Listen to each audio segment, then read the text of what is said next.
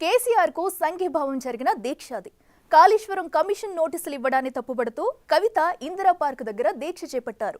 Scene cut చేస్తే అంతా కవిత మద్దతుదారులే తప్ప ఒక్క గులాబీ జెండా కూడా లేదు. ఎందుకో తెలుసు, పార్టీలో ఏం జరుగుతుందో ఇటీవలి పరిణామాలే చెబుతున్నాయి. పరిస్థితులు చూస్తుంటే కవిత మరింత ఒంటరి అయ్యారన్న పరిస్థితులే కనిపిస్తున్నాయి. పార్టీ నుంచి నో రెస్పాన్స్, క్యాడర్ నుంచి రియాక్షన్ లేదు. ఎందుకిలా? మరి జరగబోయేదేంటి?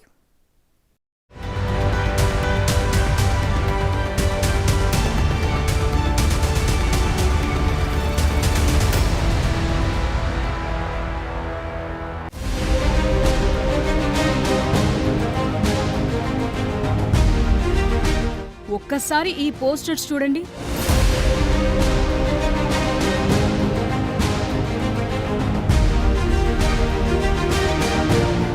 జై తెలంగాణ, జై కేసీఆర్.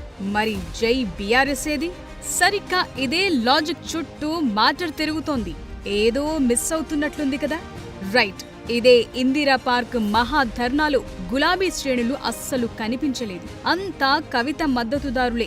ఒక్కరి చేతిలో కూడా గులాబీ జెండా లేదు. సో ఈ పరిస్థితులు చూస్తుంటే ఎవరికైనా ఏమనిపిస్తుంది? ఖచ్చితంగా త్వరలో ఏదో జరగబోతోందనిపిస్తుంది. ఇక్కడ అసలు మ్యాటర్ ఏంటంటే, కేసీఆర్ కు కాళేశ్వరం కమిషన్ నోటీసులు ఇవ్వటంపై ఆయనకు సంఘీభావంగా జరిగిన సభ ఇది. ఇందులో గులాబీ శ్రేణులు నేతలు కూడా రావాలి, కానీ రాలేదు. అదే అసలు ట్విస్ట్.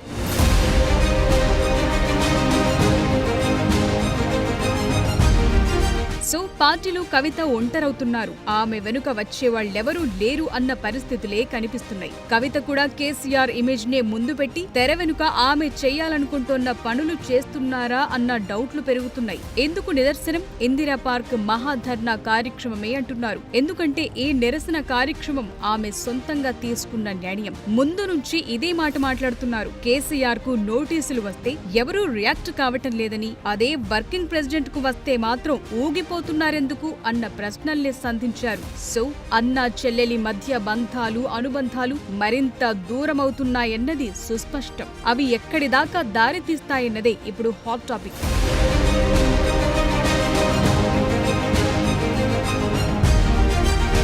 కేసీఆర్ ఇమేజ్ లేకుండా కవిత ముందుకు వెళ్లే పరిస్థితి లేదు. అందుకే ఏం చేసినా కేసీఆర్ ఫోటోతోనే చేస్తున్నారు. ఇప్పుడు సీన్ చూస్తుంటే కవిత వర్సెస్ బీఆర్ఎస్ అన్నట్లుగా తయారైంది. మధ్యలో కేసీఆర్ ఉన్నారు, అంతే. కవిత చాలా స్పీడ్ గా వెళుతున్నారు, కార్యక్రమాలు చేస్తున్నారు. కేటీఆర్ విదేశీ పర్యటనలో ఉన్నారు. ఇంకోవైపు బీఆర్ఎస్ శిబిరం సైలెంట్ అయింది. అటు కేసీఆర్, హరీష్ రావు కు కాళేశ్వరం కమిషన్ ఎంక్వైరీ ఉంది. ఈ ఇద్దరికి ఆ టెన్షన్ పట్టుకుంది. కవిత ఇంటెన్షన్ మరోలా ఉంది. సో ముందుకా వెనక్కా అన్నది తేలటం లేదు. కవిత ఏదైనా నిర్ణయం తీసుకుంటే చెప్పేయాలని, అలా కాకుండా పార్టీలో ఉంటూ సొంత పార్టీ నేతలను దెయ్యాలంటూ కేసీఆర్ స్పీచ్ కే ప్లస్ మైనస్లు చెప్తూ కథ నడపటం ఏంటన్న ప్రశ్నల్ని కొందరు బీఆర్ఎస్ నేతలు వినిపిస్తున్నారు.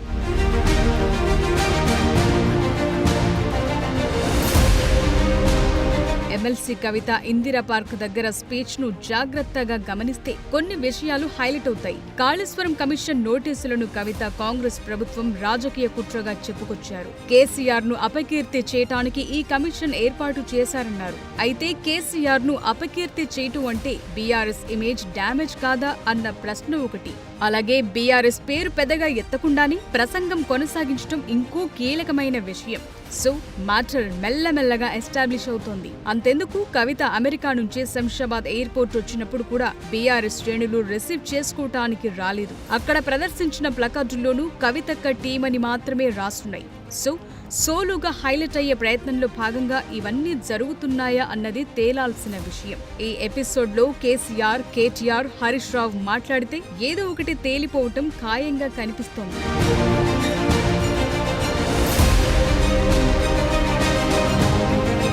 కవిత, బీఆర్ఎస్ మధ్య సంబంధాలు గత కొన్ని వారాలుగా తీవ్రమైన అలజడిలో ఉన్నాయి. ఈ పరిస్థితి కవిత కేసీఆర్ కు రాసిన లేఖ లీకేజ్ తరువాత మరింత ఎక్కువైంది. తన లేఖను లీక్ చేసిందెవరో చెప్పాలంటూ డిమాండ్ చేస్తున్నారామె. కొందరు బీఆర్ఎస్ నాయకులు పనిగట్టుకుని తన లేఖ లీక్ చేశారన్నారు. అయితే బీఆర్ఎస్ నుంచి, కేసీఆర్ నుంచి ఎలాంటి రియాక్షన్స్ రాలేదు. ఈ మాటలన్నందుకు తనపై అనుకూల సోషల్ మీడియాలో దుమ్మెత్తి పోశారన్నారు. ఆడబిడ్డను అవమానించడం ఎంతవరకు కరెక్ట్ అని ప్రశ్నించారు. సో అవన్నీ అవన్నీ పాత లెక్కలు. ఇప్పుడు మాత్రం కవిత సోలోగా పోరాటం మొదలుపెట్టారు. ఎక్కడి వరకైనా వెళతానంటున్నారు, ఎంత వరకైనా పోరాడుతానంటున్నారు. బీఆర్ఎస్ సైలెంట్ గా ఉండబోదన్నారు. అందుకే జాగృతి కమిటీలను విస్తృతం చేస్తున్నారు. ఇటీవలే తెలంగాణ జాగృతి సింగరేణి కమిటీని ఏర్పాటు చేశారు. ఇప్పుడు ఇందిరా పార్క్ దగ్గర ధర్నా చేపట్టారు. సో కేటీఆర్ తో ఉన్న ఘర్షణలు కవితను పార్టీలో ఒంటరిగా మార్చుతున్నాయన్న సిగ్నల్స్ కనిపిస్తున్నాయి. ఈ సోలో పొలిటికల్ జర్నీ ఇంకెన్నాళ్లు సాగిస్తారు, ఆ తరువాత ఏం చేస్తారన్నది హాట్ టాపిక్ అవుతోంది.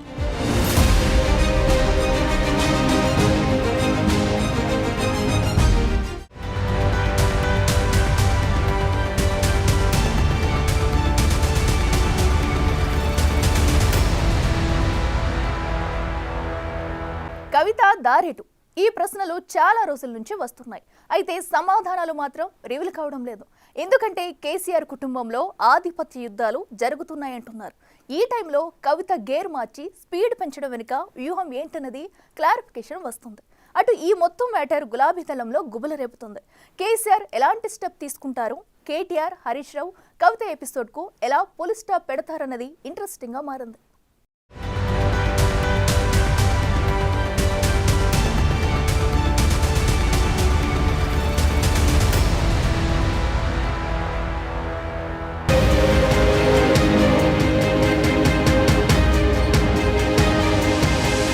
కవిత ప్రశ్నలకు, ఆరోపణలకు ఎవరూ సమాధానమివ్వటం లేదు.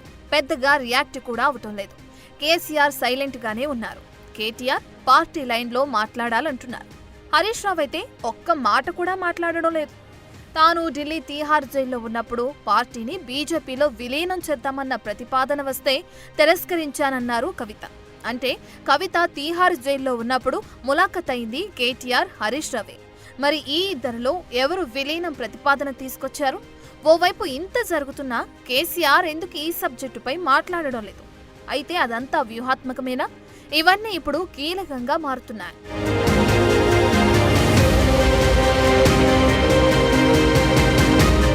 నిజానికి ఇందిరా పార్క్ దగ్గర కవిత నిర్వహించిన ధర్నా కేసీఆర్ కోసమే. అయితే ఈ ధర్నాకు ఎవరూ వెళ్లొద్దని కేటీఆర్ నుంచి ఆదేశాలు వెళ్లాయా అన్న డౌట్లు ఉన్నాయి. బీఆర్ఎస్ కార్యక్రమాలు కేవలం ట్విట్టర్ పోస్టులకే పరిమితమయ్యాయని, గ్రాస్ రూట్ లెవెల్లో పోరాటాలు లేవని కవిత విమర్శిస్తున్నారు. ఇలాంటి వాటిపై కేసీఆర్ అస్సలు రియాక్ట్ కావటం లేదు. అందుకే కవితకు బీఆర్ఎస్ నుంచి అధికారికంగా మద్దతు లేకుండా పోయిందా అన్న చర్చ జరుగుతుంది. ఈ పరిస్థితుల్లో కేసీఆర్ ఏం మాట్లాడినా పార్టీలో పరిస్థితులు తేడాగా మారతాయి. అందుకే సైలెంట్ గా ఉన్నారా అన్నది కీలకంగా మారింది.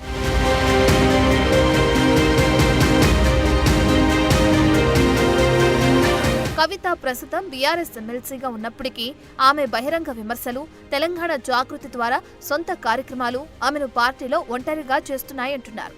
ఆమె బీఆర్ఎస్ నుంచి బయటకు వెళ్తారని ఊహాగానాలు నడుస్తున్నాయి. తన నాయకుడు కేసీఆర్ అని మాత్రం కవిత చెబుతున్నారు. ఇంకెవరూ తనకు లీడర్ కాదంటున్నారు. ఢిల్లీ తీహార్ జైల్లో ఉన్నప్పుడు ఎమ్మెల్సీ పదవికి రాజీనామా చేస్తానంటే కేసీఆర్ వద్దన్నారని చెప్పుకొచ్చారు. సో కేసీఆర్ చుట్టూనే మ్యాటర్ తిరుగుతుంది. నిజానికి కవిత తెలంగాణ జాగృతిని ఒక సామాజిక, సాంస్కృతిక సంస్థగా బలోపేతం చేస్తూ దాని ద్వారా ఇప్పుడు రాజకీయ కార్యకలాపాలు ముమ్మరం చేశారు. బంజారా హిల్స్ నందినగర్లో తెలంగాణ జాగృతి కొత్త కార్యాలయాన్ని ప్రారంభించారు. ఈ కార్యక్రమంలో ఆమె బీఆర్ఎస్ జెండాను ఎగరవేయలేదు. కేవలం జాతీయ జెండా, తెలంగాణ జాగృతి జెండాలనే ఎగరవేశారు. సో ఇవన్నీ కవిత ప్లాన్ ఆఫ్ యాక్షన్ కు సంకేతాలుగా అర్థం చేసుకోవచ్చు అంటున్నారు.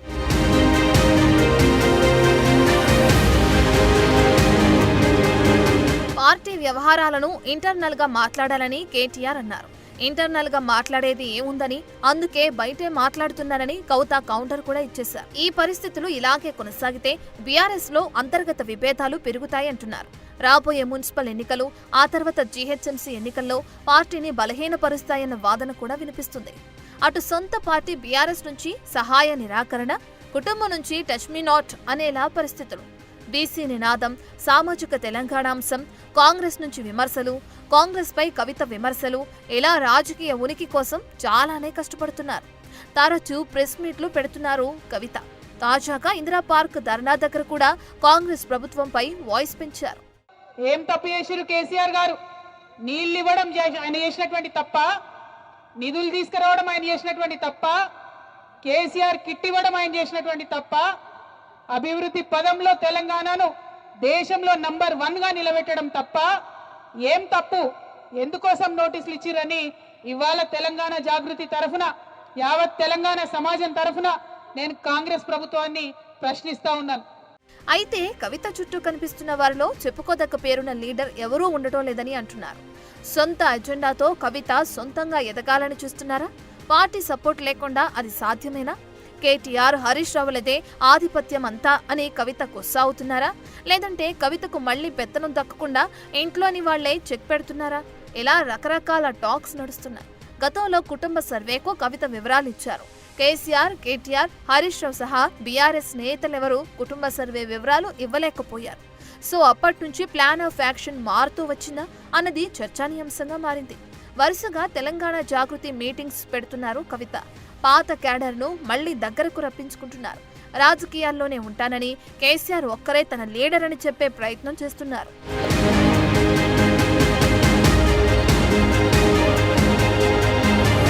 మొన్నటికి మొన్న భౌగోళిక తెలంగాణే తప్ప సామాజిక తెలంగాణ ఇంకా ఏర్పడలేదని కవిత చేసిన ప్రకటన పార్టీ లోపల బయట చర్చకు కారణమైంది. 10 ఏళ్ల కేసీఆర్ హయాంపైనే కార్నర్ చేసేందుకు కారణమైంది.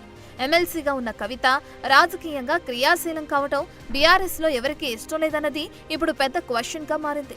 ఆమెను ఒంటరి చేయాలనే లోతైన వ్యూహం ఏదైనా ఉందా అన్నది కూడా గులాబీ శిబిరంలో అటు జాగృతి వర్గాల్లో జోరుగా చర్చ జరుగుతుంది. తనకు వ్యతిరేకంగా బీఆర్ఎస్ లో ఎవరు పనిచేస్తున్నారో తెలుసని, సమయం వచ్చినప్పుడు అందరి పేర్లు వెల్లడిస్తానని కవిత వార్నింగ్ కూడా ఇచ్చారు. సో ఆ సమయం ఎప్పుడు వస్తుందన్నది రాజకీయ వర్గాల్లో హాట్ టాపిక్ గా అవుతుంది. రాజకీయాల్లో ఒక్కోసారి పార్టీకి బలమైన అంశమే బలహీనత కూడా అవుతుంది. సో ఇప్పుడు కేసీఆర్ కుటుంబమే బీఆర్ఎస్ కు పెద్ద బలహీనతగా మారుతుందా?